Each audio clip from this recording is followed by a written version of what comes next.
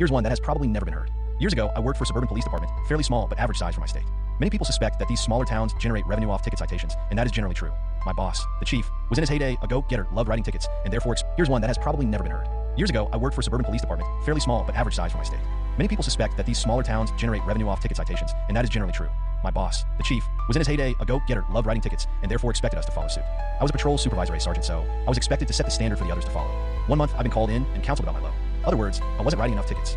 Legally, they cannot tell a police officer to write tickets and quotas are illegal, but that your overall contacts, which include citations, written warnings, and arrests, can be used as a metric to judge performance.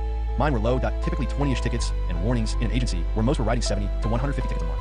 I didn't sign up to be a revenue generator though, and it didn't sit well with me to have to make someone decide between paying a stupid ticket for a broken headlight or feeding their family. Anyway, I was told that I needed to improve my contacts. Yes, sir, was my response, knowing that he meant write more tickets, but couldn't tell me to write more tickets. So I got him why contacts improved. Every single person I stopped that month, which if memory serves was around 40, got a written warning. No tickets, no revenue generated. The following month, after our stats had been compiled and posted on the wall of shame for all to see, I was called back into his office. You wrote 40 warnings last month and no tickets, he said. Yes, sir, that sounded about right, I replied. And none of those deserved a ticket? Well, I used officer discretion, and in my opinion, none of them did. He was angry by this point and told me he knew the game I was playing. I'm not playing a game, I told him. You said my contacts needed to improve. So are they not improved over the previous month? Oh yeah, they improved alright, you smartass, he said. That was the last time I was hounded about stupid stats or contacts.